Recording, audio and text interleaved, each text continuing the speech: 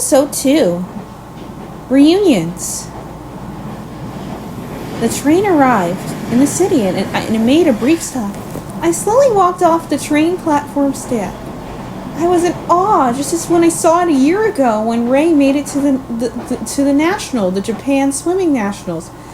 Obviously he did not win, but I was amazed how far he made it. It almost makes me wonder what Nagisa and Rei are exactly up to. I forgot to ask the duo if they're even attending college down here. I could imagine Rei being in a medical school here, since he's so studious and he comes from a family of doctors. He has incredible deltoids, but it feels like yesterday when I first saw them. Why am I gushing about muscles again? I really need to stop. But he is not a handsome guy at all, even if he claims to be beautiful. He's a little strange. Sometimes I don't exactly understand him, but he's still a nice friend. Now, Nagisa is a wild problem child. He's a beyond chatterbox. I wish he could stay quiet sometime. I often have to shout in order for him to stay calm. Sometimes he loves to tease me, or even others, but deep down he is still a very sweet boy, and has a great sense of humor. He reminds me of a younger brother. I have no idea what he's up to either, but I think he would make a great comedian someday. My future is still being determined. I still love photography. It's not just because my mom's been working as an editor since I was in middle school. Snapping photos bring good memories of my friends, families, and others that are near and dear to my heart. Something about others smiling sometimes makes me happy. I used a camera since I was very little. I remember when my mom gave it to me on Christmas, which is also my birthday. Talk about luck. My mom taught me to use it as well. The first picture I took was of Rin. He was making very odd dinosaur faces, trying to imitate Godzilla. Rin was always so overprotective of me, even when he left for Australia 3 years ago in middle school. He's back there again for 2 years in college. I've always admired the photographs in my muscle magazines and looked at all those handsome men from afar with those abs because my brother didn't let me date any boys for a long time. I mean, he's okay with me dating now since he left, but I wouldn't say the last relationship was the best. It was disastrous. It only lasted 4 months. The piranha was a cheater. I can't look at muscles the same way after my ex treated me like that. I still want to take pictures, and I'm more into, but right now I think I'd rather want to take pictures of landscapes and scenery. Tokyo! I have arrived at last! I'm prepared to tackle any challenge that's ahead of me, I confidently claimed. All the crowd stood over in straight lines like dominoes on a table. One direction I should walk past was the Hachiko statue. I remember that advice from Romeo, one of the freshmen who joined the Iwatobi Swim Club last year. I sure hope things go well for those newbies. There should be a bus stop. I walked further to the street. I think this is it. I patiently waited for the bus. It was so busy, so I paid the machine for a bus pass. The bus finally arrived. I slowly shuffled on, pulled my bags tightly, and grabbed the steel pole. But then I saw someone in the distance. Stare right at me. Do I know him? He had red eyes and green hair. Wore a jacket for some kind of swim team. And it looked like there was a girl standing by him. I didn't say anything about it and ignored it. But was this someone that Haru knows? After all the bumps and turbulence on the roads and all the turns, the bus finally made a stop. And I arrived at the university. And it was huge! I checked my phone to see what time it was for class. According to the app, I had to go to A1113 on the second floor. I walked to the main building and rushed to the elevator as the staircase was crowded with people just standing there, barely moving. I had to run, which it wasn't my strength. I wasn't on a track team like my best friend Hana-chan. Phew! I said when I got on. And then I heard a voice behind me. And it was actually Rei. Ray, I'm surprised you're here. He said that his class was on the second floor as well. I told him it was A1113, but his was right next door. And it was the biology class, of course. And I told Ray that I would catch up with him later, maybe at lunch. So I waved by and then opened the door to class. All the people were in the classroom. It was as an orchestra stage. We were all taking seats. I sat closest to the empty seat to get a good view of the professor and the smartboard. Then I heard a familiar voice ran before I sat.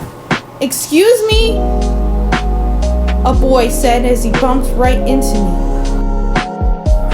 "Be careful next time, will you?" I looked up to see, but it was none other than Makoto Tachibana.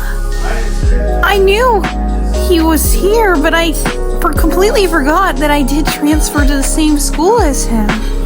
And he was excited to see me. I asked him what he wanted. He said he was sorry bumping into me, but I told him I wasn't hurt or anything. And we both just stared at each other. He stared at me the most. He blushed, and then he said, "I noticed something a little different about you." And then I asked, "What do you mean? My outfit or my hair?" And he said, "It's a bit of both. You look beautiful." I swear he said something like this before when I was in high school. I remember it in the Squid Festival. He did call me cute. But I didn't know if he meant me or my best friend Hana-chan. But since he did compliment both of us, he called me beautiful. I thanked him so much for the compliment, and then I focused on the lecture as I was about to begin. Makoto sat next to me without asking. He's done this before, even in high school. But I do know him, and I am comfortable with him. We sat quietly in class. The professor came out in front to give attendance before the lecture began. Some of the names that were called were Kai Sarinuma, Seimaru Ryota, Miss Pikachu, and Shinichi Sakurai, and then our names. And then the lecture began. I pulled out my brand new campus notebook and my lucky goldfish bag to take notes. Makoto looked like he was about to doze off next to me. I had to tap his broad shoulder lightly. He returned to focus and grabbed his note-taking materials, and then he put on his reading glasses. We took notes the whole time until class was over. He asked me about the due date of the homework assignment, and I told him it was due on Saturday and must be submitted online before dawn. And he thanked me. Just when I was about to leave, he wanted to ask me something. I didn't know what kind of favor he wanted to ask. He literally just said this: "Would you be my study partner?" He asked nervously. I replied to him yes, but I wondered why he was struggling to ask that question. I could see that he had difficulty focusing in class. He was a good captain in the Iwatobi Swim Club back in high school, but maybe his attention isn't the same academically as it is in sports. I'm different that way. I fight hard to pay attention so I succeed, so I told him yes to this. But Makoto also asked me to not only help him with this literature class, he told me to help him with the nutrition class, and I said I would help out with both. He replied with a thanks, and he offered to meet me in the library. We waved goodbye on friendly terms. It was somewhat evident that I think he wanted to go out with me, but I wasn't sure if I was ready to date anyone again yet. But maybe, just maybe, he could work out as a good boyfriend. But I just don't know about this.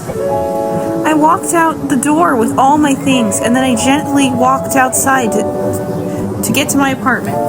As soon as I arrived, I was greeted by a familiar voice. Yet another reunion happened. I opened the door to see it was none other than my best friend, Hana-chan. I was so thrilled to see Hana-chan. We hugged out of excitement to see each other. I remember that Hana-chan left me a text message before that there was a surprise coming when I arrived, and the surprise was her being there. So Mom told her earlier that she purchased the apartment for me, and she said that she allowed Hana-chan to stay as my roommate, and it made me so excited. It feels a little bit more comforting to have the people I know already. So maybe being in this city isn't such a bad thing, nor this college. Hana-chan and I certainly have a lot of catching up to do. We didn't get to spend as much time together towards the end of high school. I got so caught up with the swim club and my own drama with the breakup. But at the same time, Hana-chan was so busy with the track team and the calligraphy club. So spill a tea, what's your major? What's your major? I asked Hana-chan. And Hana-chan told me that she wanted to be a fashion designer, but she's not sure what clothes she wants to make. And I thought that was the perfect job for her because she's an incredible sewer and hemmer. I told her about my temporary goal about being a photographer. And she said that she asked about my camera. And I showed her at the bottom of my messenger bag. I grabbed the new camera. It was a brand new one I purchased just for this class. Hana-chan really liked the camera, but I was bummed that my old camera broke because of pool water damage. But I was able to save those pictures from it on a hard drive. I remember the last couple of pictures I took were for the yearbook for the swim club. Anyway, Hana-chan and I should look inside the apartment that Mom got for us. We finally arrived at our apartment. It's room 421. I insisted opening the door. The room was very small, simple, but had all the amenities that Hana-chan and I could use. It had a full kitchen and a bathroom. We could take turns in a standard table area and 2 desk areas. There were 2 beds, one standard twin and a floor bed. I'm a little beat. I might take a nap before the next class. Hana-chan asked which bed I would take, and I took the full bed. Hana-chan took the floor. Meanwhile, after the nap, we headed to the cafeteria. I grabbed my purse and shoes on, and we already gone outside of the apartment room. We ran outside the door, and then I heard a voice say, "Where are you going?" As we were running and grabbed our lunch, and it was none other than Nagisa. "Oh, Nagisa, we're so happy to see you." And I told him that I saw Rei earlier. Nagisa said that Rei texted him, and he's supposed to be coming to the cafeteria as well. Nagisa was just as upbeat and energetic as he usually is, but this time he was wearing a slightly different outfit. He wore a fedora, a long jacket, a pair of black jeans. My ankle seems to limp when I run fast while catching up with Nagisa, who was just as usual over the top, jumping frantically on sugar high. I stood in line to see what was available on the menu. Oh boy, it was a loaded menu. So many people were crammed into the place like sardines. Some couldn't even get in line. Some had to bring their own bento boxes. College is just on a whole nother level in terms of food options. So I really couldn't decide. So Hana-chan ordered her lunch before mine. Then after looking over, I decided to just get a nice salad, to keep my figure. So my best friend and I sat at the table. Nagisa almost joined us at the table. As much as I enjoy Nagisa, I didn't really want him to sit with me. But what was good is that Makoto was there, and then Nagisa joined him at his table. Well, it was a bit of relief. It's a shame that Rei couldn't make it. this time around, but maybe we'll see him again. After lunch, it was time to head over to photography class. I carried the same messenger bag to walk across the street, down the stairs to the cafeteria. Hana-chan helped to escort me to my class, and she wished me good luck. 2 hours later, when things were going to get fishy like mackerel, like Haru always eats, I am back, and I checked on Hana-chan about her fashion class. She said it was just an introductory, nothing major. We got to know each other, and I told her that I did a little bit of that in my class as well. And I told her I had to take a picture of a local landmark. And Hana-chan was very encouraging about me finding one. Hana-chan and I have been best friends since middle school. After all, we just got settled back into the apartment. This is when things get suspicious like mackerel. The home phone starts ringing ominously. I picked it up. Moshi moshi, this is Gou Matsuoka speaking. I looked at the number, and it was a digital display number I recognized. It was a voicemail that sounded like this. Babe, did you miss me? Forget about me with that other girl. It's all in the past now. If you want to get back with me, how about your swim club rematches me in a race? The message ends abruptly. Daruyu, what on earth? What's going on? We'll find out next time.